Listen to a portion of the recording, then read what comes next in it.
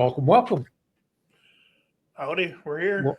We're on a new version of Duluth Conservative. So it's that weekly news blitz where you're going to see stuff that you've never seen before, or you may not have seen, or you've heard, and we're just going to discuss it. We're in Duluth, Minnesota. If you are somewhere other than Duluth, Minnesota, drop us a line, let us know where you're from. It'd be kind of interesting to see where we're reaching to. And I'm ready to go. How was your week, Dave? Very busy. I'm unfortunately too busy, but that's too busy sometimes. Yeah. Well, nothing I can do about that, but let's get on with the show. Yeah, it's just the way it goes sometimes. All right, we're going to start off with doing the typical Duluth news first. So we're going to stick to our standard format this time. Duluth has had an advisory for the lakeside residents to boil their water before drinking it. This has since been withdrawn, so I guess it's all okay. So if you're listening to this, I just saw that they updated it recently. So there was work on the reservoir. They thought the water could be contaminated between 43rd Avenue East and 54th Avenue East, but it turns out it wasn't. So that's your first non-story for today. You can just listen to that and now forget it completely. Yeah, I thought it was supposed to be a big deal, and then all of a sudden it just disappeared as fast as it. Right. Yeah. Boom. Yeah.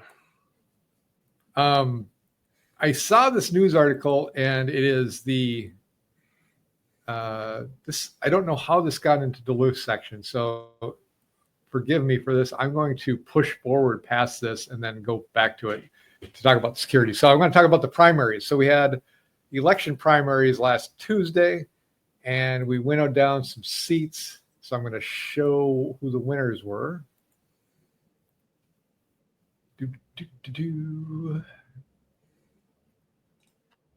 And these are split up into three sections. So I've got the top one here, which is Duluth City Council at large.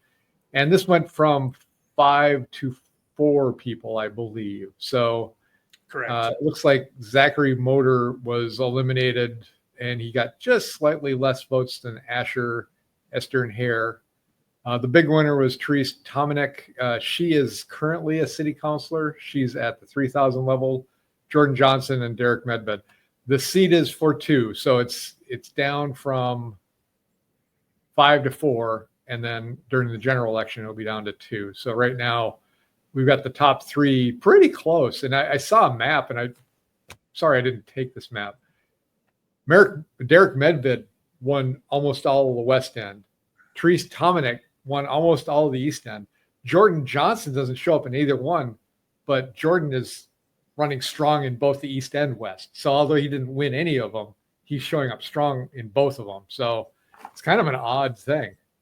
You'd think that if Derek had won so much in the West End, he'd have more votes, but he does not. So I don't think he has as much support in the East side as Jordan does. Yeah, I just found it interesting that the only one that wasn't a union DFL endorsed candidate didn't make the top 4. You found that interesting? You found that unusual for Duluth? Yes, it just means they just didn't. Nobody's learning anything. So pretty tough when 4 out of the 5 are, right. DFL endorsed. So we will try to get all 4 of these people on to talk about it before the election.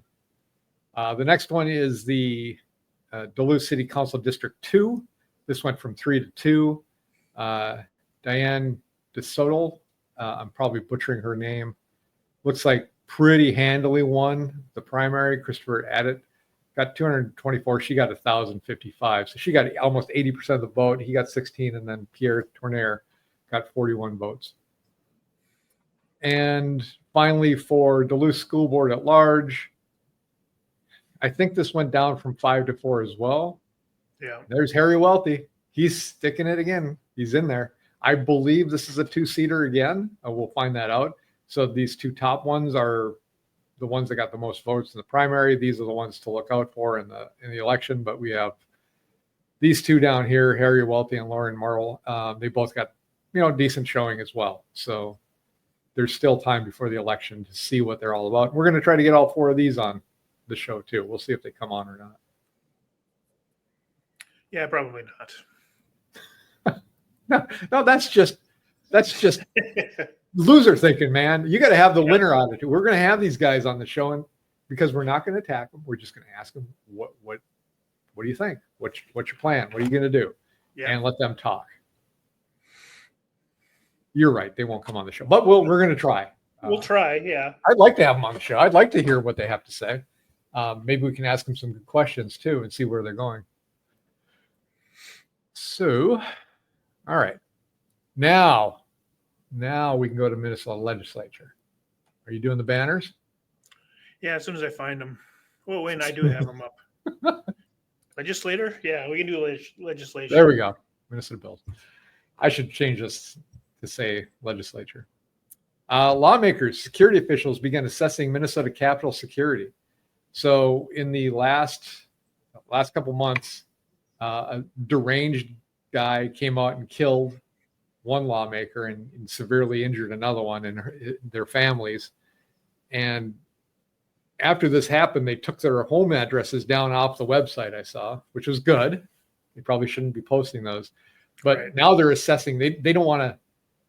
They want to really secure the Capitol. They said there's no metal detectors at the Capitol right now, and it's one of 17 states that don't have them.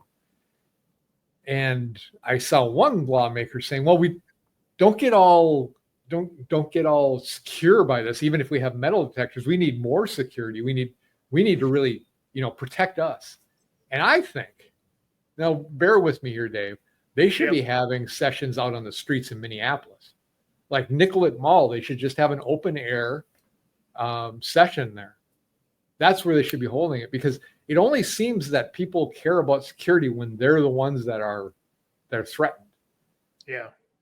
So we're going to build a wall. We're going to have security screens. These are the same DFL people that want open borders, that want no cash bail. They want to let everybody out. So they have very inconsistent attitudes towards security. One when it affects them, and one when it affects who cares, because it's not them. Right. And as far as the Capitol goes, it's a state law that says you can bring guns in there. So what good would a metal detector do? Well, I'm sure they want to change that too. Yeah. So they'd have to somehow, which they legally can't, but I'm sure they'd try to stop, conceal and carry inside the state capitol. Yeah, because it's going to save a life. Yeah. Yeah, I get it. I know that it's not good to go to work and feel like you're going to get shot up, and it is a pretty divisive place they're in. And to be honest, especially the Democrats in the leadership positions are not making it easier on themselves. They seem to be boiling up the hatred and the rhetoric. So you're creating a situation that you yourself have to live in. I don't envy them, and I don't envy the people that have to go try to do this work and feel like they're going to get shot up sometime. That's every place, though. Not just shot up, just people attacking them at random, which we're going to get to a really interesting story here in a little bit about the streets of Minneapolis. One guy had to go through. Yeah, I mean, it would be nice as a Minnesotan to, if they worked for the people instead of against the people. So, you wouldn't be making these people, these nut jobs, push them over the edge. Yeah. To come do something about it. Maybe you start at home a little bit and go, maybe if we did things that the people wanted, they wouldn't be so angry at us all the time.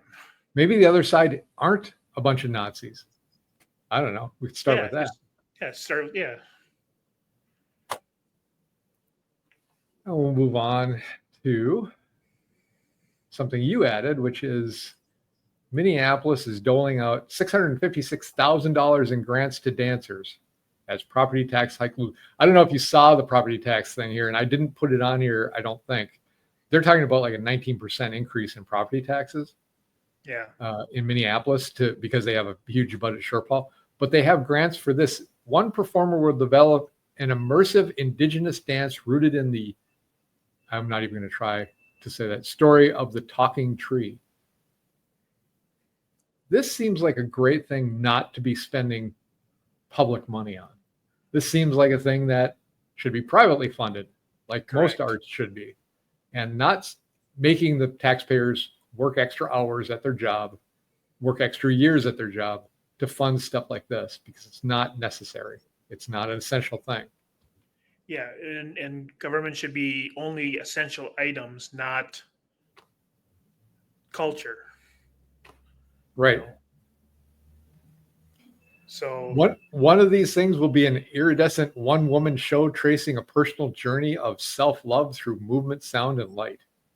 Again, hey, if that's your thing, you want to do that, that's great. yeah, I mean, that's fund perfectly it. fine. Yep. You fund it yourself.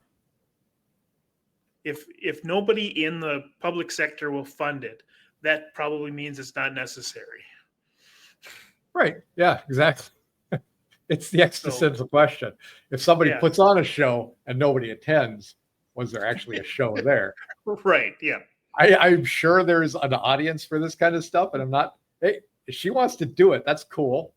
Hey, do anything you want. Just don't Correct. make me or other people pay for your whimsical notions of what should be performed in front of people.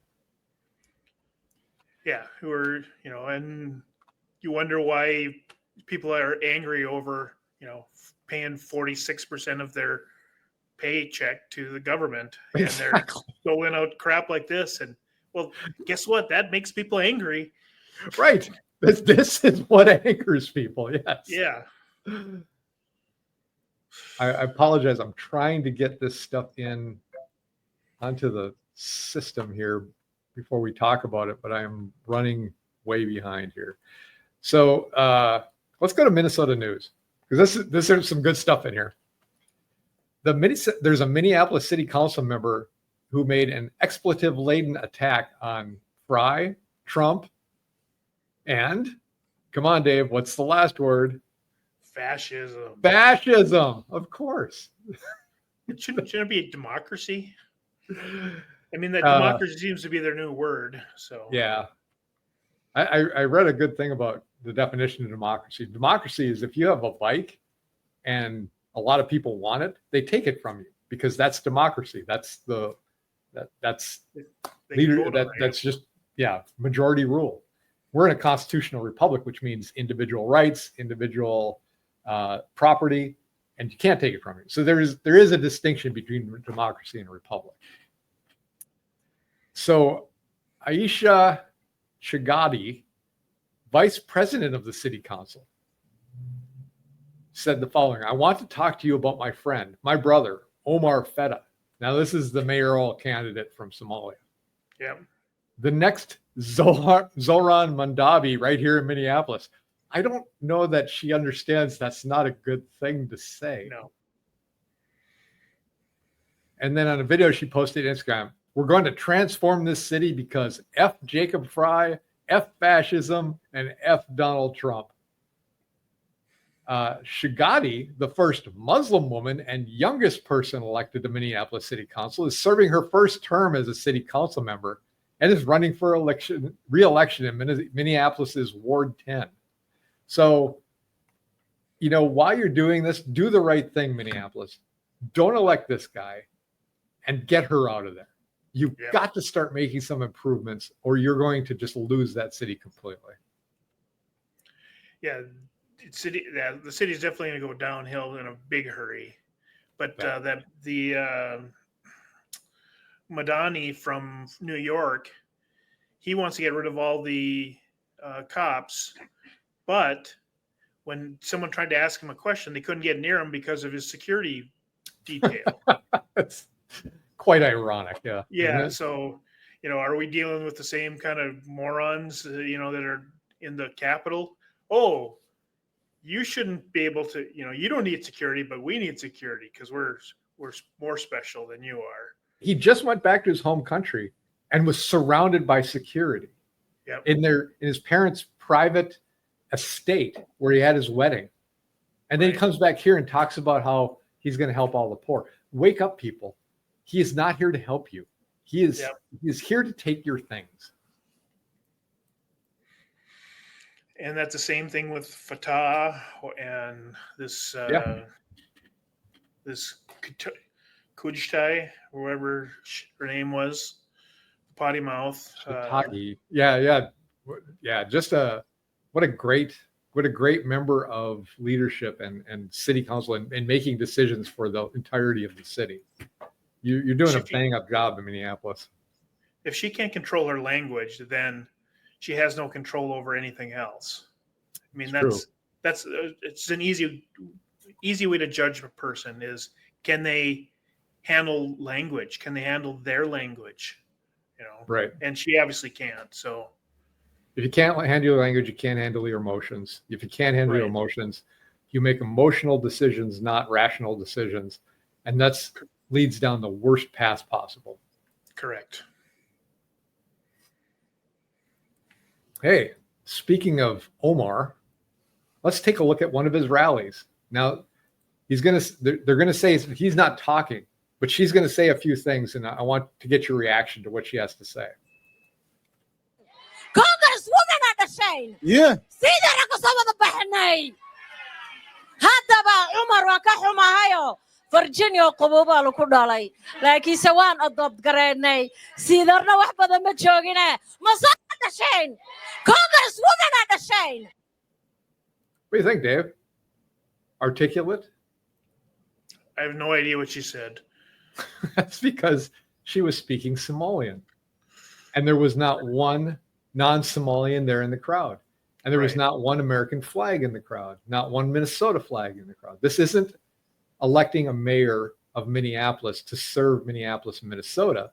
This is electing a Somalian so he can import as many Somalians into the country as he can and give them as many benefits as he can. Right. Much like the Feeding Our Future fraud, which was a majority of Somalians were given those out of the kindness of people's hearts. And the look at the fraud that happened there. That's the beginning of it. If they elect him as mayor, trust me, Minneapolis will fall within a couple of years. I mean, it will be the downfall of that city. As bad as it is now, it'll get much, much worse. Yeah, and that Fateh, he was in the three major corruption scandals in Minnesota where they were stealing Minnesota money. He had his hands in the legislation of all three of them. Really? So yeah, so he was, and a lot of the Somali community was part of the people that were getting arrested and getting thrown in jail after a jury trial. So, he either doesn't understand it or he's setting up so you can make it easy to steal. Until somebody proves one or the other, we're kind of stuck in, let's keep him out of office so he can't make anything worse. Maybe this is the problem of importing 100,000 people from a foreign country into one location in the United States. Yeah. Just unbelievably, they start taking over the government, and then, like a cancer, it just spreads. Yeah. But speaking of Omar Fateh, the DFL. Now, we've talked about this just horrible primary endorsement that the DFL did, where I think Jacob Fry is actually suing the DFL for it. Yes. All this corruption, all this poor splitting. Well, the DFL party chairman has said they're going to remove the endorsement of the mayor from Omar Fateh. They're removing his endorsement after challenges found substantial failures in the DFL convention's voting process and the acknowledgement that the mayoral candidate was errantly eliminated from contention. The CRBC findings after the review show that the voting system for endorsement produced a very inaccurate count of the first, undercounted by 176 votes. The findings also state that the entire Ward 5 credential books were lost by the Minneapolis DFL, causing delegates to have to reestablish delegate status. Additionally, the master check-in sheet at registration was not properly secured. These are the same people telling you that elections are absolutely 100% secure in this state, and they can't even do a simple election of their to get an endorsement inside their own party in a closed system. Right. That should tell you everything you need to know about how secure these things are. When you've got a a group that's telling you that there's no fraud, absolutely without letting you look into it, when they're endorsing these kind of things and these kind of failures, and they want to actively keep people out from doing any kind of audits, and they're the ones promoting illegal aliens to be able to vote and get driver's licenses, kind of tells you, you start sensing a pattern that these guys like to rig elections. Right. I don't know of any other way to look at all those things and not say, yeah, they're definitely going off to rig elections. Now, what we need to do is find proof of it, I guess. Yeah, and it'd be really interesting to find out if they had the voter ID as their delegates. Oh, that's true. Are they required to have voter ID as a delegate, or can anybody show up to their little convention? Something tells me you need voter ID to get in. Probably. Yeah. So they're against it for the state, but they're okay for themselves. That was like the thing you pointed out at the union event. Yeah. You had to show your ID to get in. Yep. Well, let's see. I'm through this I'm going to come back to it. I want to show what happened in downtown Minneapolis. Now, remember, Minneapolis crime is down apparently, right? Same way DC crime was eliminated, to 30-year low. Yep. Now, Minneapolis crime is also down. Here's Minneapolis. Organized and aggressive. One after the other, these criminals targeted cars in northeast Minneapolis. This is 11th Avenue, just south of Broadway. The woman who shared this video with us eventually had enough. Hey, I've got you on video! Police say at least 125 car windows were smashed between here and South Minneapolis Monday night into Tuesday, including Teddy Hopman's. This has happened before already, so once I saw, more glass and some cops kind of hanging around doing their thing, I was like, oh. There's my brand new vehicle.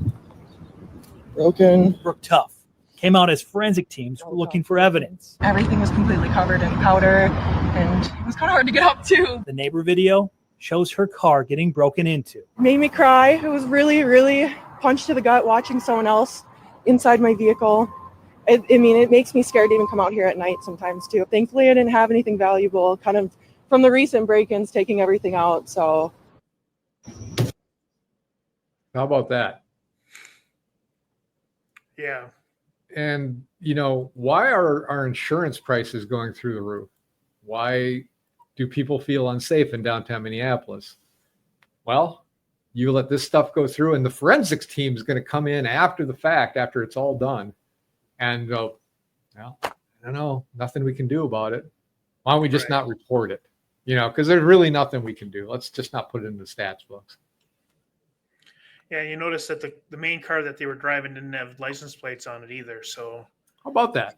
yeah, so that was probably someone stole that vehicle also. So, Or you want to know the best part? If the cops did show up, they couldn't chase them. right, because that's part of their do not. Someone steals personal property. That's part of their do not chase rules that our awesome Minneapolis City Council has come up with.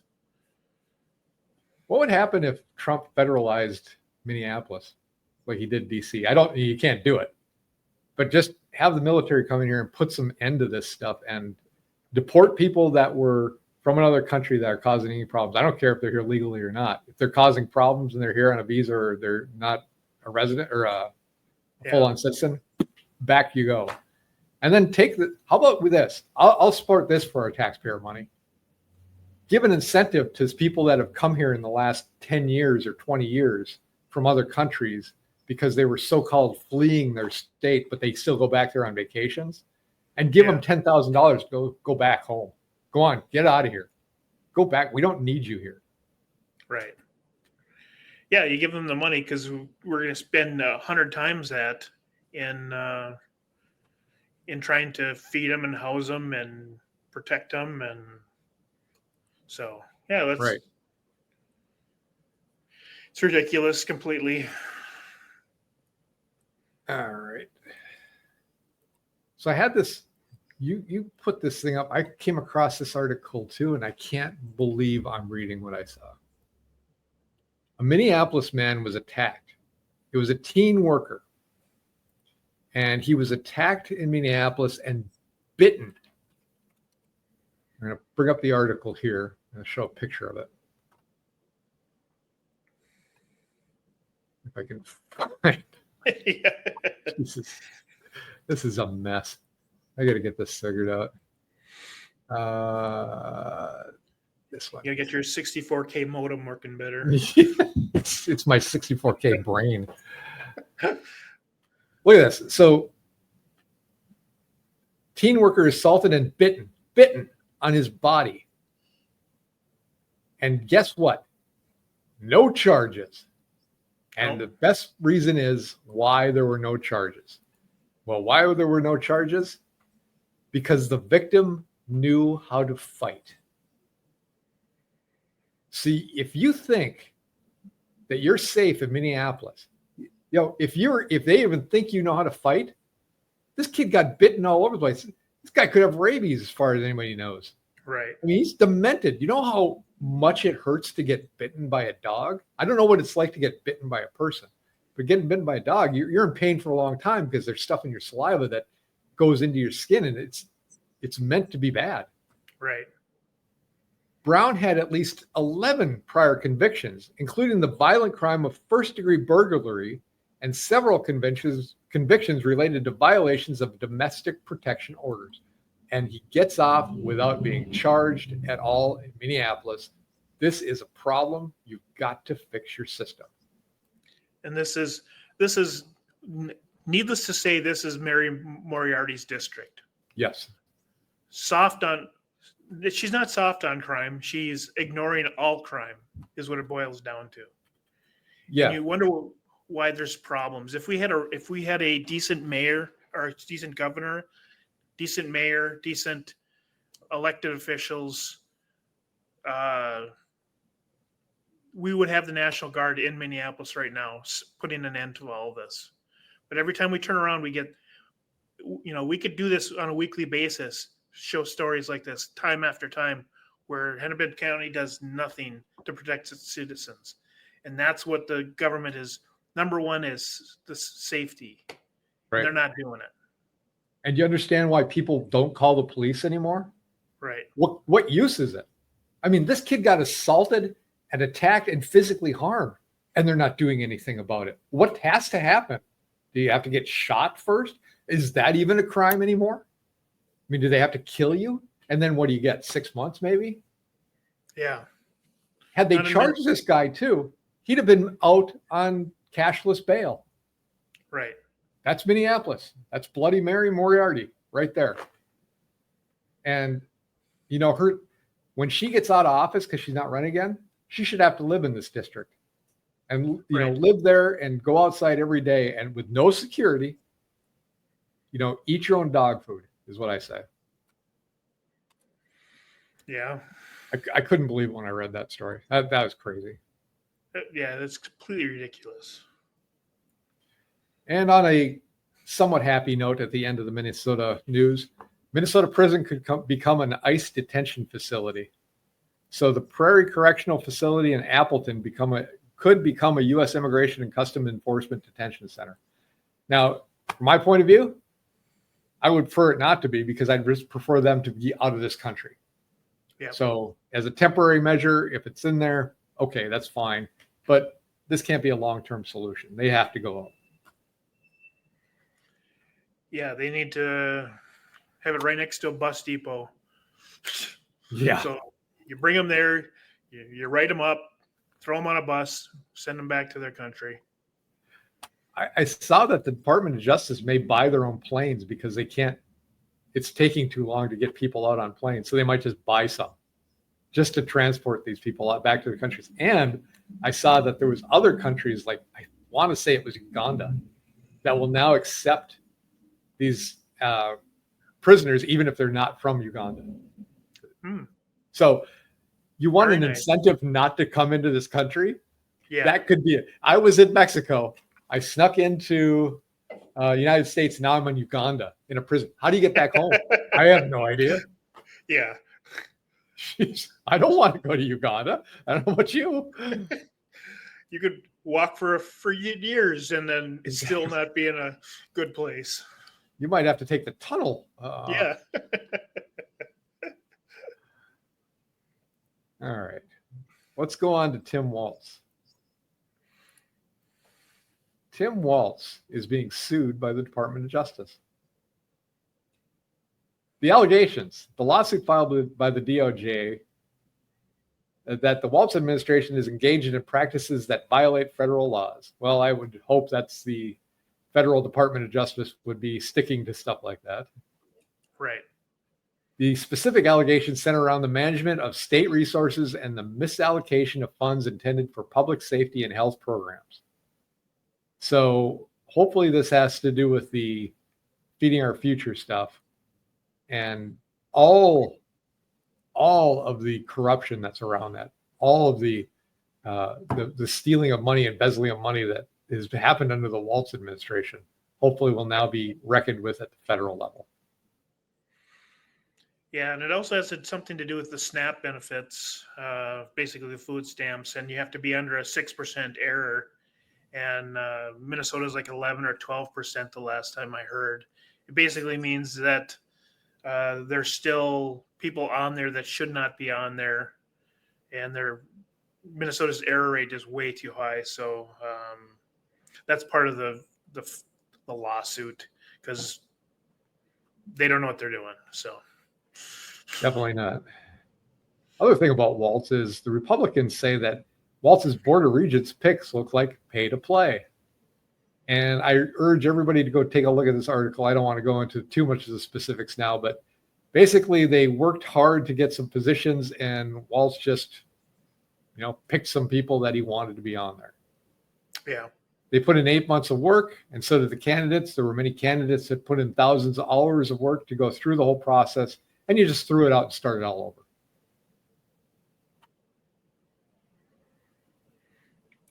So that is our governor.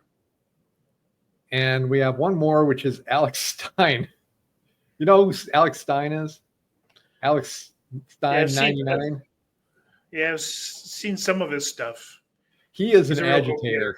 Yeah, he's If an there's agitator. ever a definition of an agitator, that's this guy. And he doesn't care at all. So he went to a Tim Walz event, and I'll just play it for 28 seconds. Hey, you guys want some tampons? Quit hitting me with your stick. You want a tampon, sir? There you go. You want a tampon?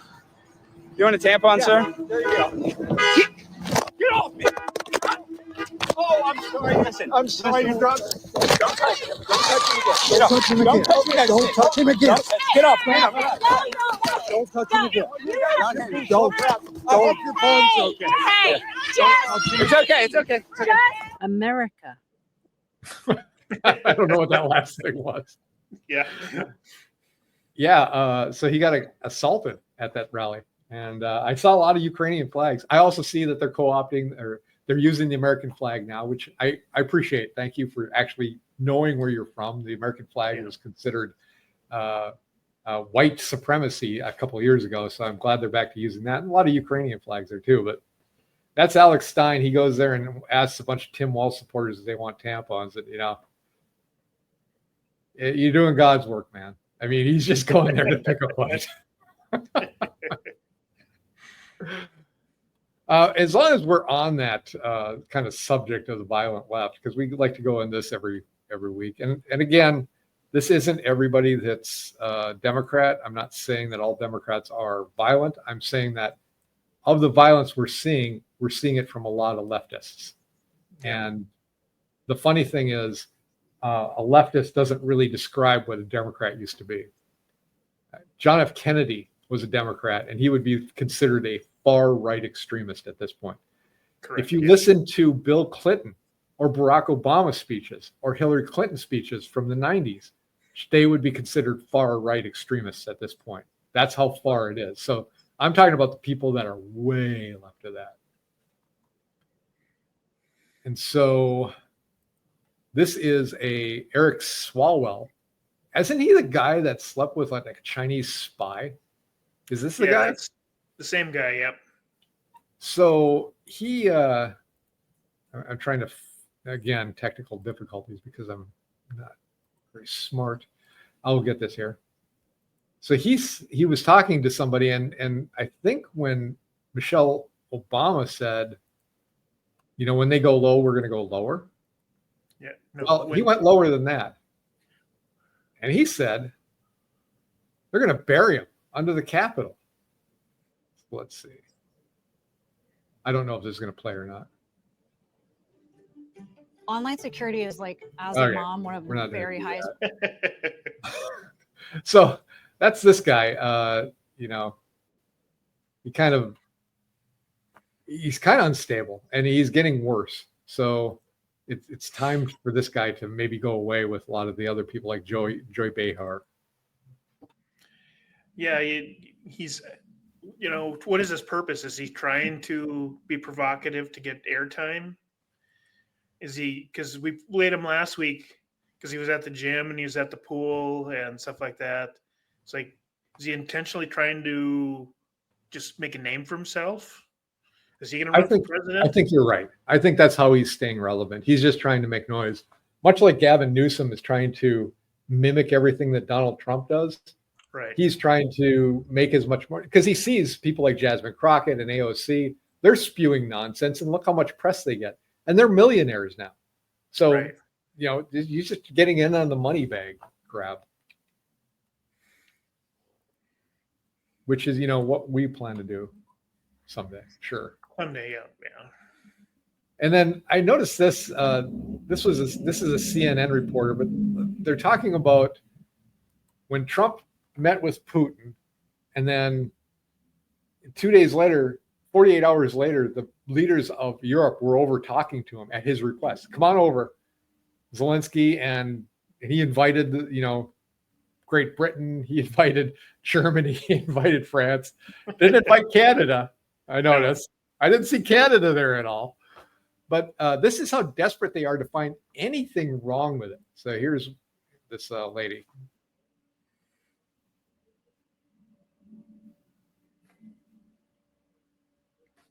No sound. Turn the sound up. Couldn't hear it? No, got nothing on her. Oh, hang on. Let me do it again. It looks like your sound's off. My sound is off? You can't hear me at all? I can hear you. No, it looked Okay. like on the video you had the sound off on that video. Okay, I just got to share the right screen. Let me do it again. Okay.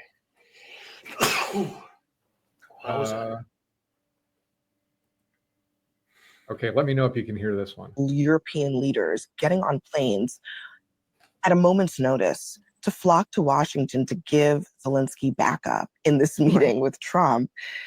That's a level of concern that I think some people say hasn't been demonstrated since 9/11. And it reflects a deep worry about Trump's decision-making and his need to be surrounded by a certain point of view in order to come to what they view as the right conclusion. If I just keep saying words, maybe a sentient point will come out of it. I said 9/11. I didn't say January 6th yet. I'll probably get to that. But, you know, Zelensky can't take care of himself. So much as the liberals are, they feel they need to take care of other people. That's her point. That's what she sees. They're not coming over there just to represent NATO and represent their needs and coming together because they're going to have a conference. No, they have to stay there and make sure everything's going to go okay because they're the adults, right? Yeah. So I think that alone, I mean, says a lot. Yeah, so that's, again, another CNN person, and they cannot have anything happen where they can't find something wrong with it. Every news article comes out, they have to find the worst thing possible about it. They can't just report the news. That's too easy. So what they have to do is come up with the news and then come up with the angle why that's a bad thing. And then people eat that up. And what if they came out, just try it for a week. Instead of doing that, just report the news, or report the news and try to find the positive spin on it for America. Why this is good for America. Why is this good that Donald Trump is able to get all these people into a room and they listen to him He's made more Right. progress in 3 days than they made in 3 years to get this war stopped. And that's what he wants. But so what if they tried that? I mean, of course, that would be called propaganda for the government. So how is it doing the opposite, not propaganda for the anti-government Right. or the Democrats? The Whoever it Democrats, is. yeah. And it's always that direction too. Yeah.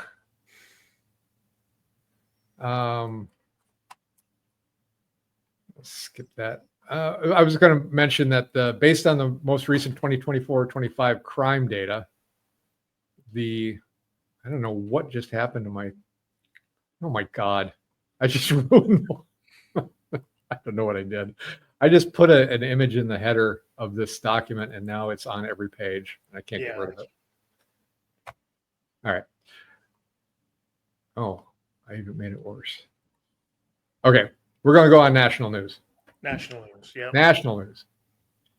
And this is something that's very concerning to me. And we were talking a little bit of this before the show, but Volkswagen is turning engine performance tuning into a paid subscription thing.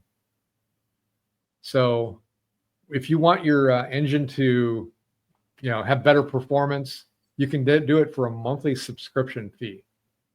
You can't just buy the part. And the subscription fee for this is $22.29 per month to get the car's maximum output of 228 horsepower.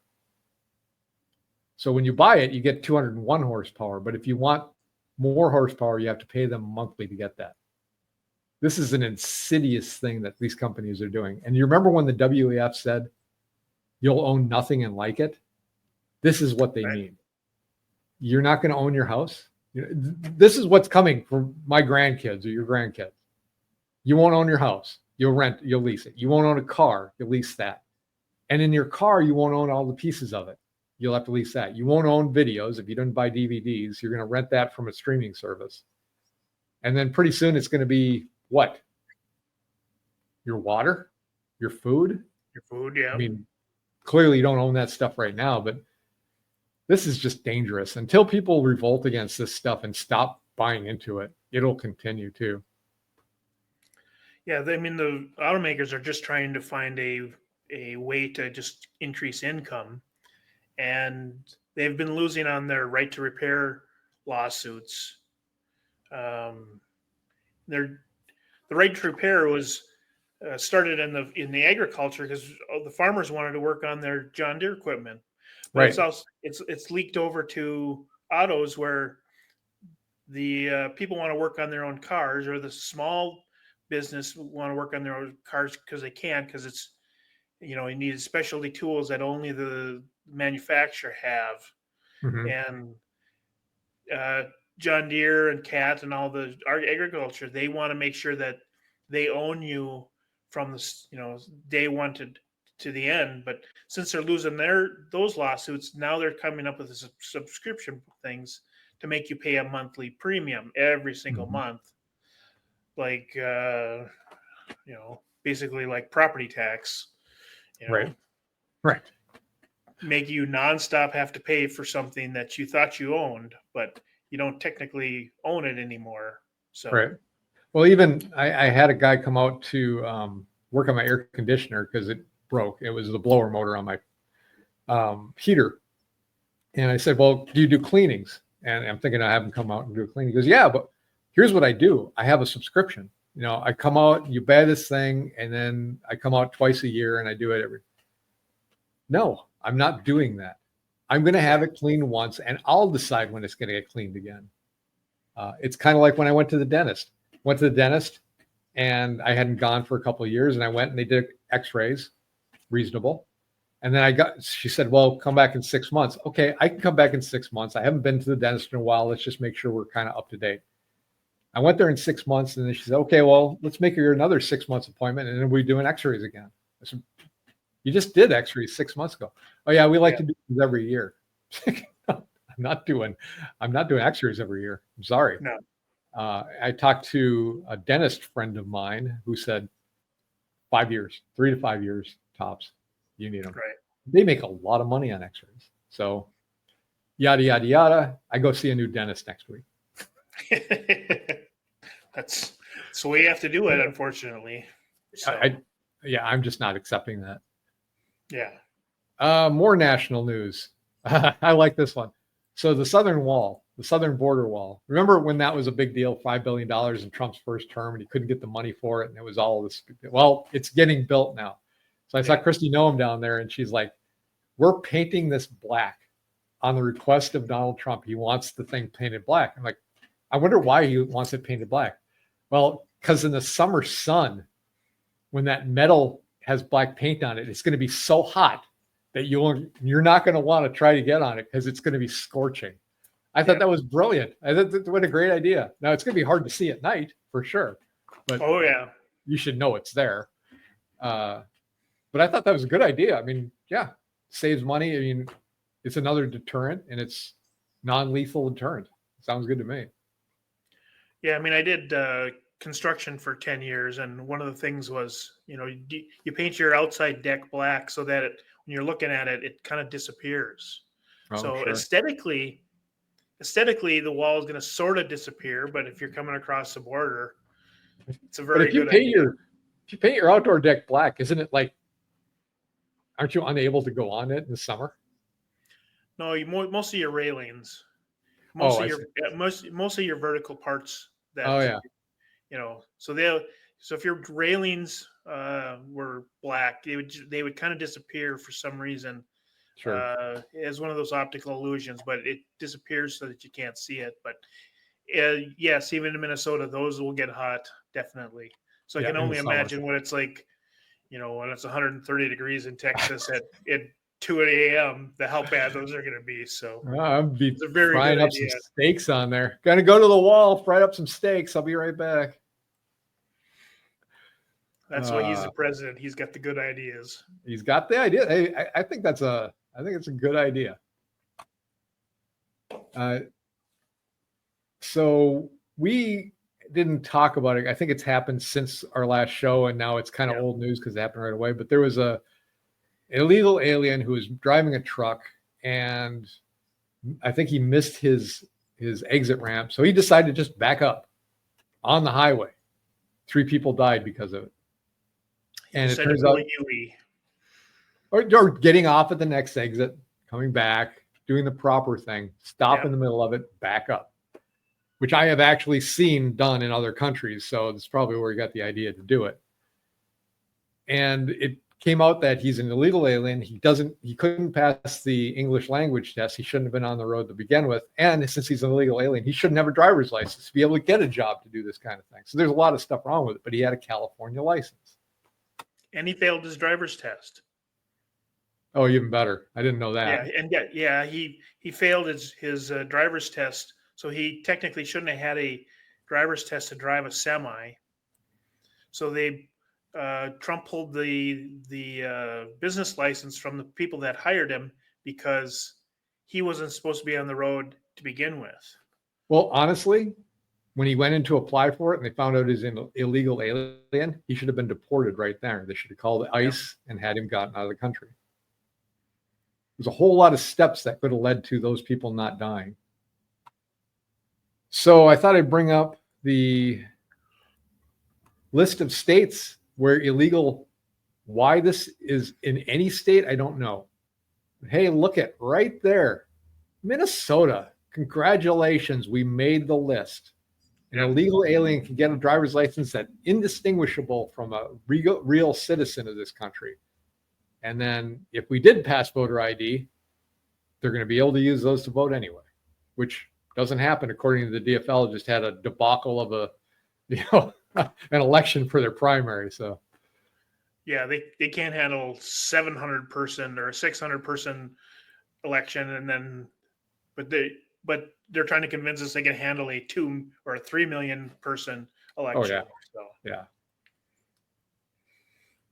Now, you mentioned property taxes.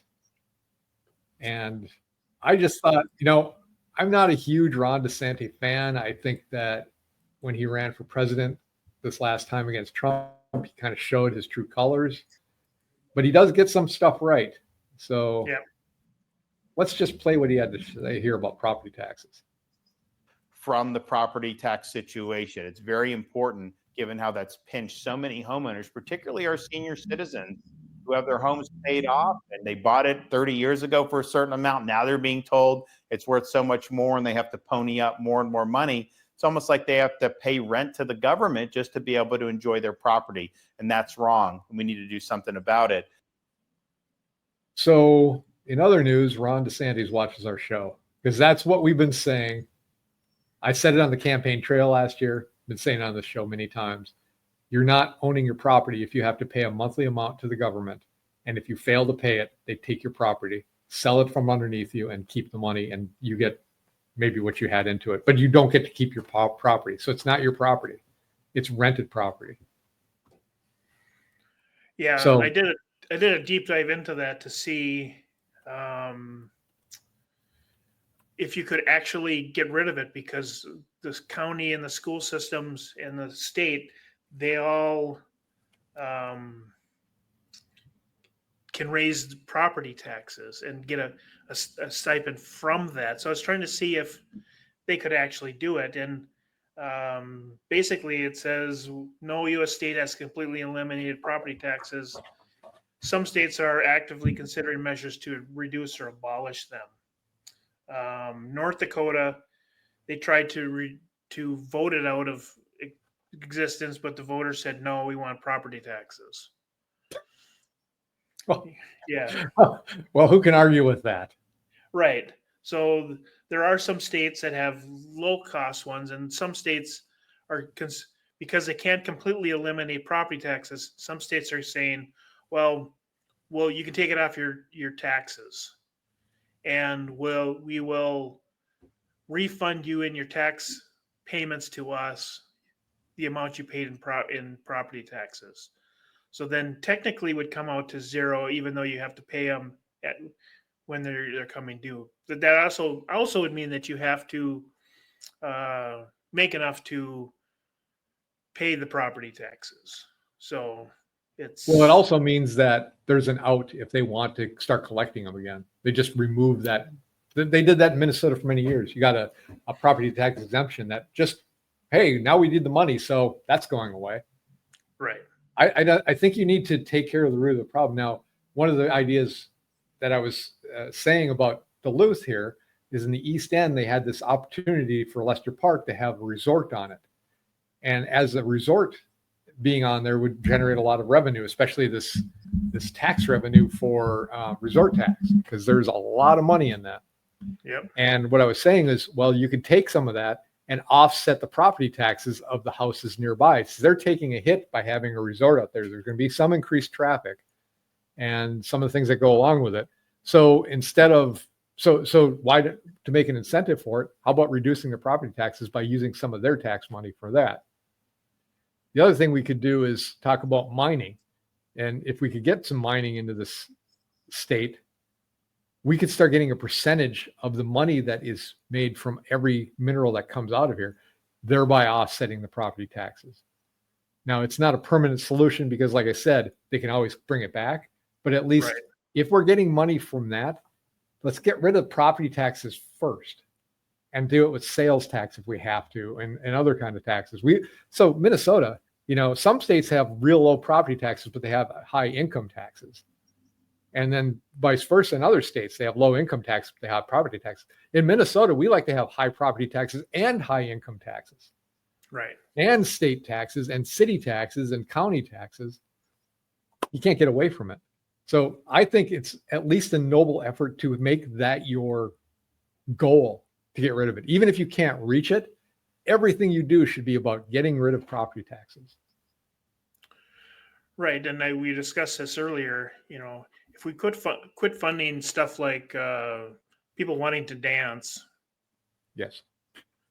Forcing taxpayers to pay for something that somebody else wants. Exactly.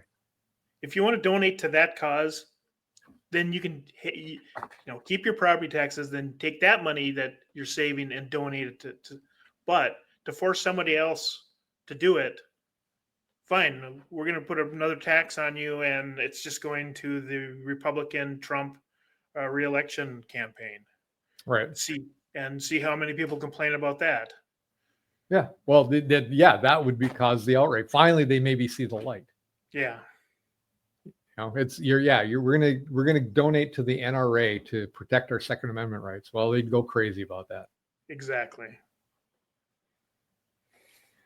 I wanted to bring up this thing from Andrew Yang.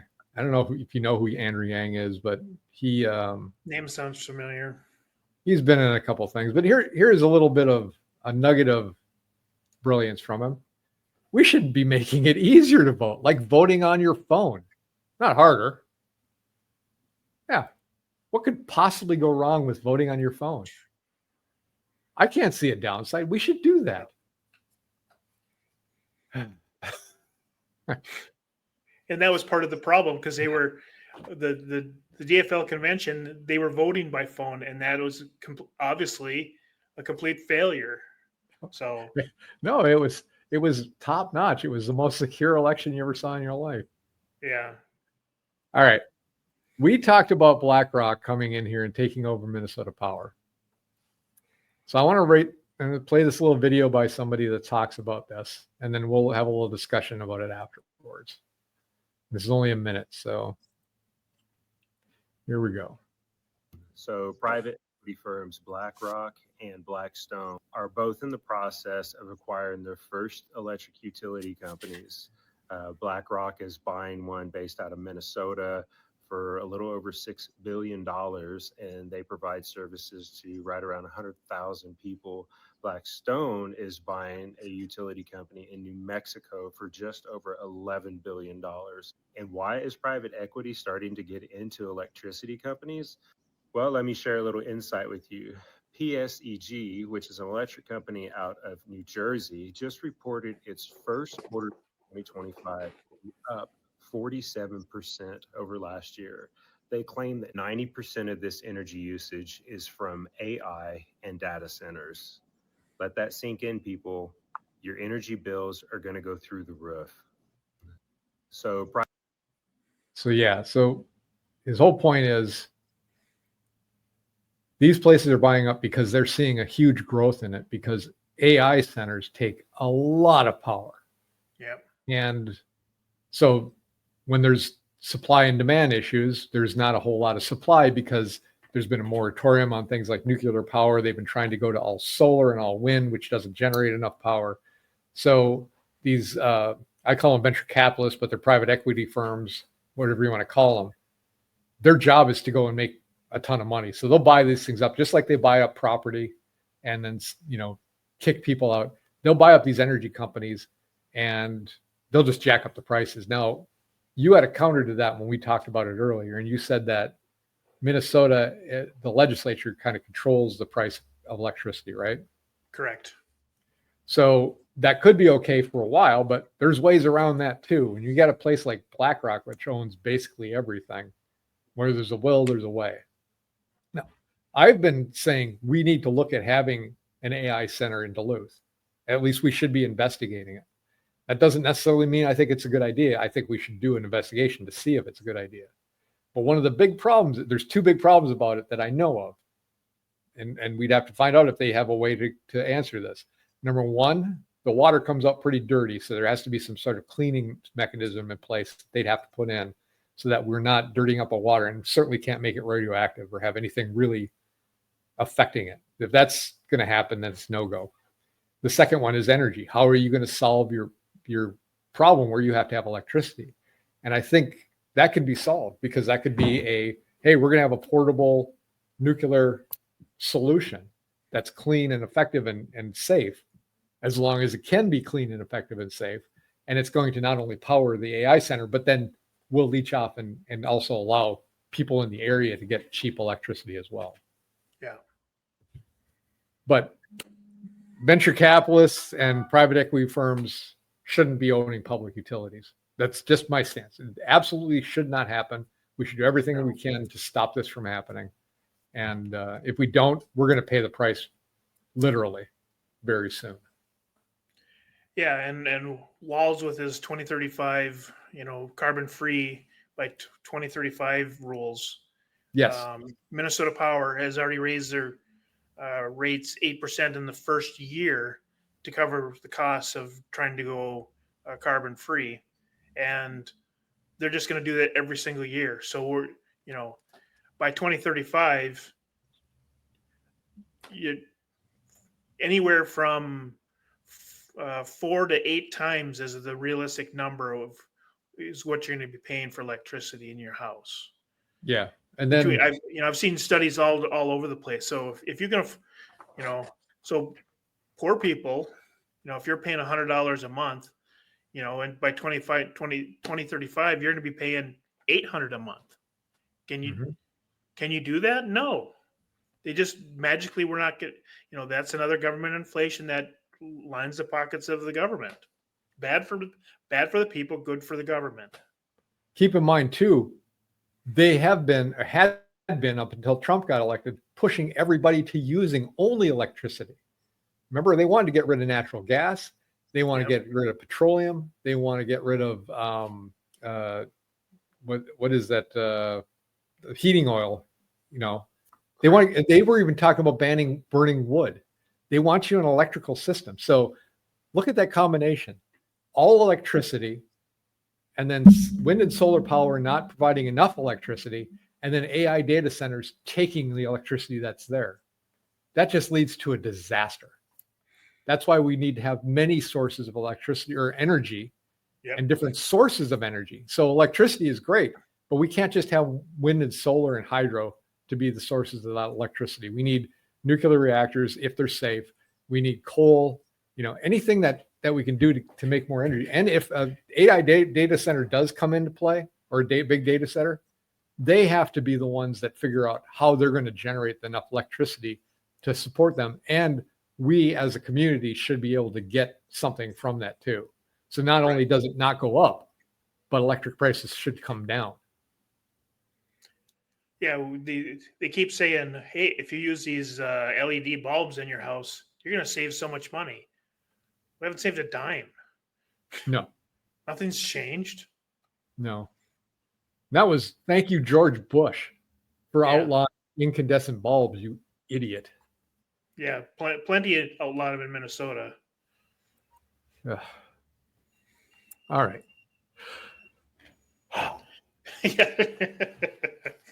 Take it down a notch, son. Yeah. I just wanted to talk about one last thing, that 28% of Gen Z has been aborted, according to the World Health Organization. 28% of an entire generation was eliminated. That's nearly a third. That's 800 to 900 million children. And that's according to the WHO. And I did not look up the stat to make sure it was right. But that's chilling. That's horrible. And I'm sure the WHO wants it up to 40-50%. Yeah, so. those are rookie numbers, man. You got to get those numbers up. Well, that's why Gates is a part of it, because he believes in population control. So yeah. Somebody hit him with a pie back in the early 80s, and I think that just set him on a course to trying to kill everybody. Yeah. Going to international news and just kind of touching back to BlackRock here. You know who the WEF is, right? World Economic Forum. Yep. It was run by Charles Schwab or Charles something prior. Klaus Schwab. Yeah.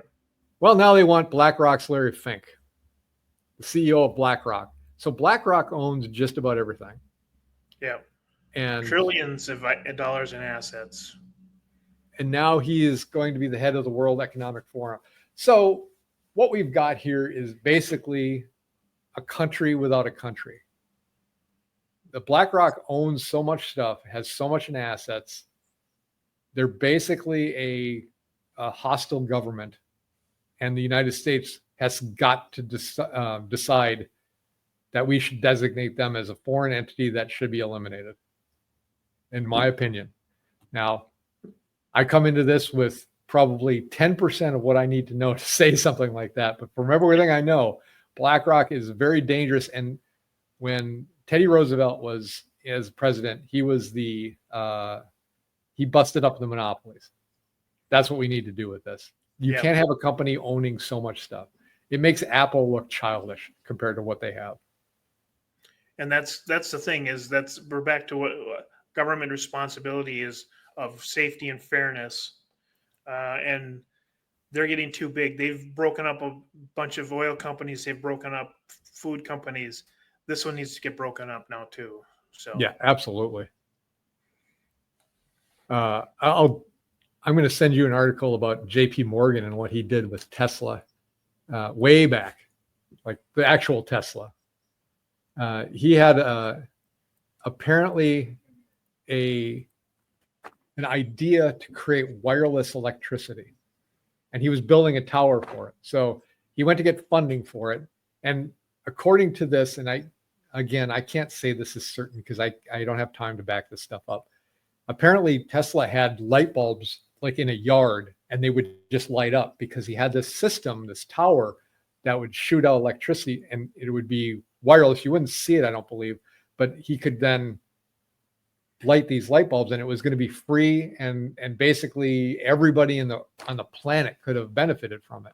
And there's even talk that the pyramids in Egypt that's what those were for, is producing this kind of electricity. And JP Morgan, I believe that's who it was, funded him. And then Tesla said, okay, well, this is what I'm going to build. And he showed him. He's like, no, I'm cutting all my funding off, because he owned GE, he owned coal mines, it was going to destroy his businesses. So he just destroyed Tesla instead. So what could have been a world-changing, say it all is true. Say he did have wireless electricity. He could have built these towers, and we call this that free, safe electricity. Think of what the world would be like right now. But JP Morgan, like it or not, even if it wasn't true, put the kibosh on it because he didn't want to interrupt his businesses. He had too much money, and he didn't want to lose it all. So, yeah, I mean, there's tons of stories like that. Even Warren Buffett, he made a ton of money on killing pipelines because he owned the railroads. Yeah.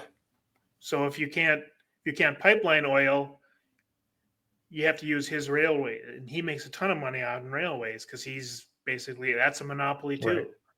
So yeah, and there's other stories like that as well. It's the better of the people is not what they're looking out for. They talked about electric cars and coal burning cars and hydrogen powered cars that were essentially built and then bought and destroyed and hidden away because they didn't want that. The petroleum companies didn't want that to go away. Yeah. We're on international news still, right?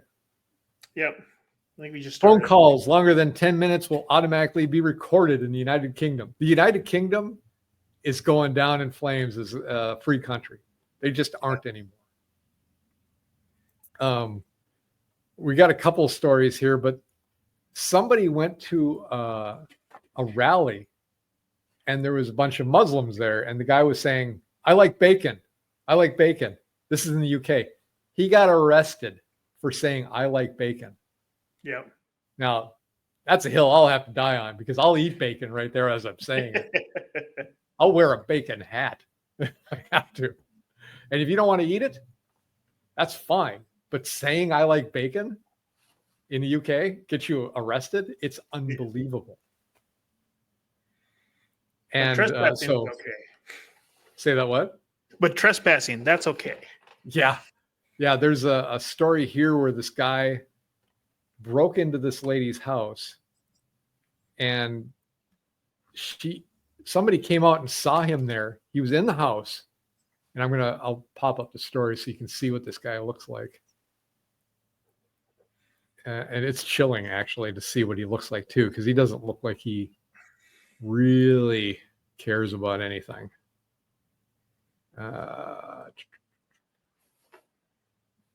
Okay. He's an African migrant. And he was sneaking in a woman's home, but they did not arrest him because trespassing is not an arrestable offense. Yeah. So look at this guy. That's the sign. That's the look of somebody who's going to kill you, to be honest. Right. He's staying at a hotel on the taxpayer's dime, and the cops escorted him back to the hotel. And then I think they arrested somebody who was complaining about it. So what they'll do is arrest people if you complain about not doing your job, but they will not arrest you for trespassing anymore. Not an arrestable offense. I thought Minneapolis was bad. Minneapolis looks like Shangri-La compared to the UK at this point. Yeah, I wouldn't even, if you're going to vacation in Europe, I'd find another, I'd stay out of Britain completely, because I'm afraid to go there because of this show. If somebody goes on the show and hears me just complaining about UK, I think I could be arrested out there. Yeah, if they find out, yeah, definitely. And since he didn't steal anything, he was only trespassing, therefore they couldn't arrest him. If he stole something or hurt somebody, yeah, that's the thing that gets me. You actually have to hurt somebody in order to get arrested or steal something. But yeah, if you're just walking around somebody's house, I don't know how that's okay. I mean, and that's certainly not the way it is in America, because your home is your castle. In Texas, in Florida, you go into somebody's home, they can shoot you. In Minnesota, you have to run away. Yeah, you have to give them your car keys, give them your home. Yeah, right. Make them dinner. Yeah.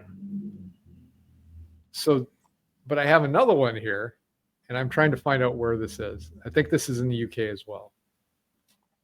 You're going to like this one. Here it comes. Man arrested after assaulting an intruder inside his home. Somebody breaks into his house. He puts the hurt on the guy, and he ends up getting arrested for it. Apartment on Kent Street. This is Canadian TV. I think this is Canada, actually. Yeah. They're becoming the same screwed up areas. So it's about the same both thing. have the same king. Police say that the suspect was asleep. The suspect, no less, was asleep when the intruder went inside his apartment. An alteration ensued, and if somebody came into my house when I was sleeping, an altercation would be the least thing that would be happening. Right. And the intruder sustained serious life-threatening injuries as a result.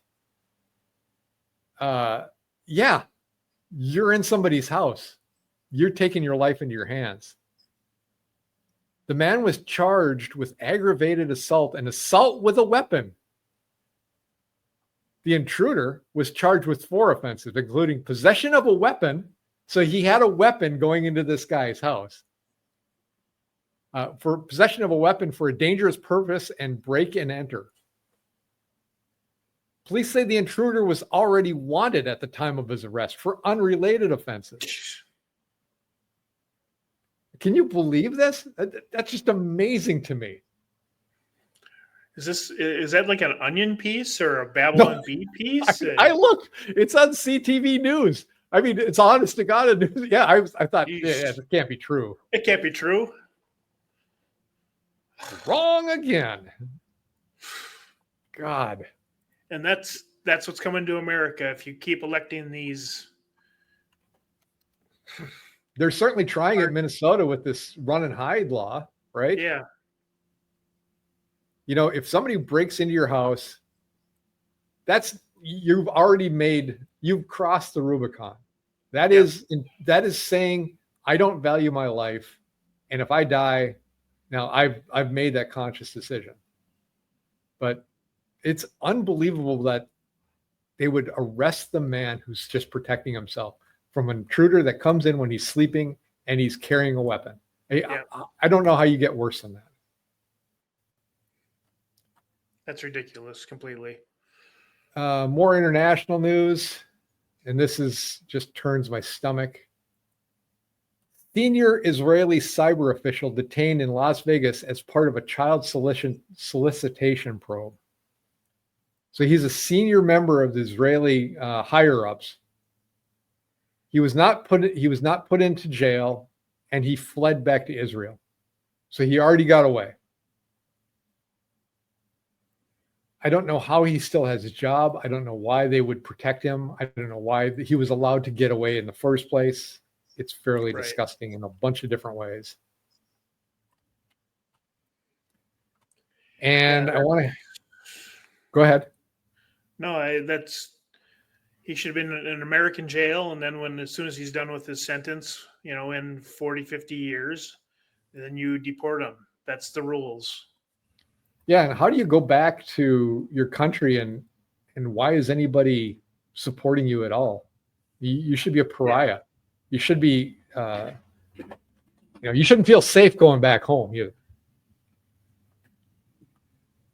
All right, and then here's a nice little bit of news I saw that I thought I'd share, and this is not political. This is just interesting to me. In Japan, they're turning footsteps into electricity. So they've put these panels. Japan generates electricity using people's footsteps. Tokyo, one of the busiest cities in the world, has installed these special black tiles on pedestrian walkways. Every time someone steps on them, the tiles capture the kinetic energy from footsteps and convert it into electricity, powering the city's future with every step. So you kind of get the gist of that. Obviously, there's a maintenance nightmare with that. I mean, the cost of building this stuff, generating the electricity it took to generate it, or the power it took to create it, the maintenance, the wear and tear. Is it worth it? I don't know, but I thought it was an interesting thing to try. If you can get people to walk on something and generate electricity, that's free. That's just free electricity after you've paid for all the other stuff that goes into it.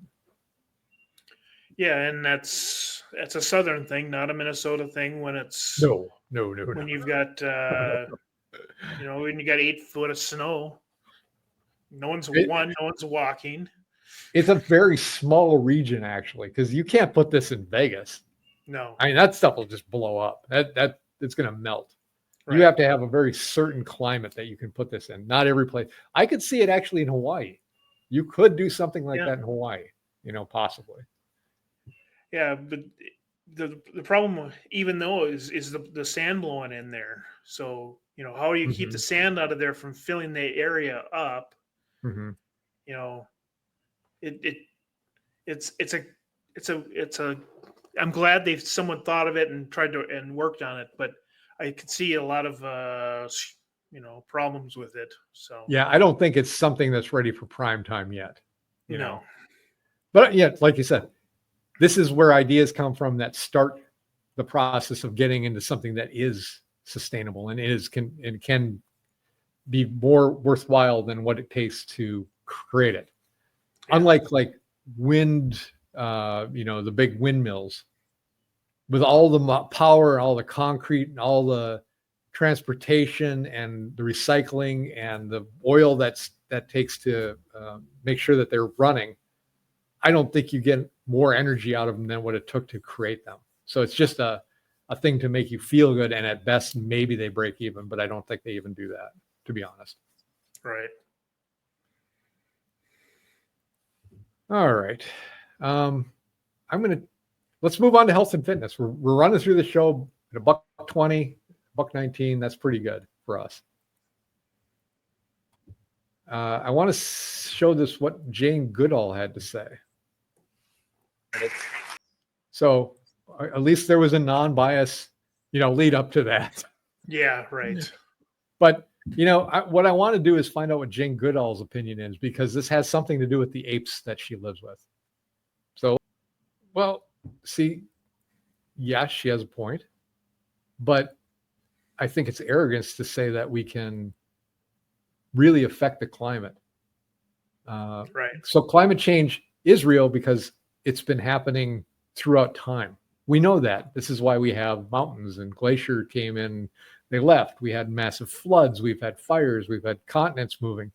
The island of Maui used to be this one big structure, and now it's, smaller islands, the water is coming through it. These things erode. Climate does change, but to tax us to death because of it doesn't make any sense. People are just making money off of this. and they've got Right. people scared to think, and they think that they can do something about it too. They think, if we just taxed people more, we would be able to stop this. Well, I hate to tell her, but hurricanes and floods and fires and melting ice, right? That's always happened. Right. Every year you see this when you look at the news. When we get a blizzard here, it's like the end of the earth. Or when there's a hurricane that comes in the west, of course they're going to be there.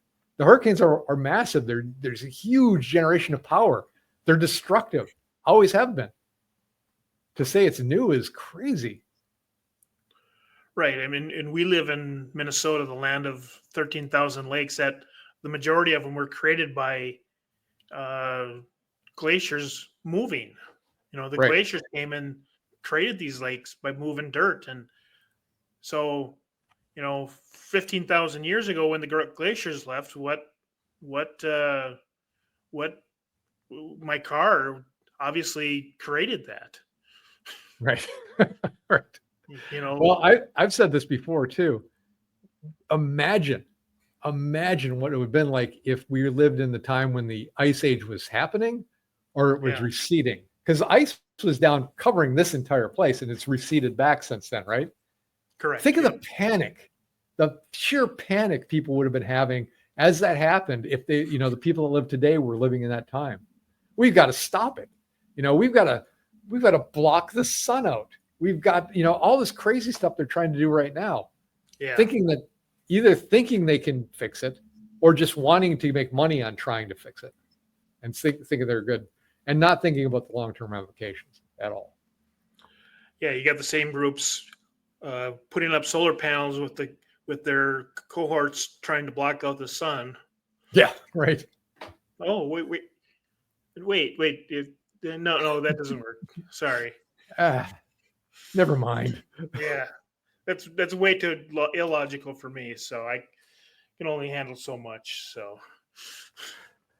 All right, we got to our last story of the day. Cutting out one food type could nearly double your weight loss. So if you're looking to lose weight, I didn't read the article, but basically it was what ultra processed foods, right?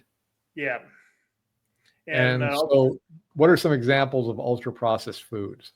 Well, according to them, it's microwave meals, sodas, whatever a soda is, potato chips, and packaged cookies, among others. So don't drink pop is one of them. I don't know if that's considered a soda or not. Yeah. In non-Minnesota terms, Yeah. people call it soda. I always think of soda as like some soda water, which is horrible. Right. Yeah. But I thought it was an interesting article. It basically, if you're trying to diet, just stay away from the processed foods, read the labels, get some exercise, the main thing is to read the labels, eat from the healthy part of the grocery store, not the aisles, Right. That's the old saying is the good stuff is along the outside. Yep, is in refrigerators, and then all the processed stuff are in bags. And so The only thing I don't understand is why Spam is on the inside, because that's the perfect food. exactly, yeah. Except they put sardines on the outside too, so I don't know what. Oh, sardines are the best. Yeah, I've become that annoying person that I'm sitting there reading the labels and what is in this? Titanium dioxide. Yeah, put it back. Right. High fructose corn syrup. Get it out of here. That's me now. And so much stuff has soy, high fructose corn syrup, and titanium dioxide. I can't believe it. It's incredible. Right. But at least you got RFK Jr. Trying to help with that. I don't know if he's going to fix it, but he's definitely trying to help it. He's working it. That's for sure. Yeah. All right. That's what I got for this week. You got anything else? No, nothing too exciting. So. All right. Well, that means call it the end of the stream.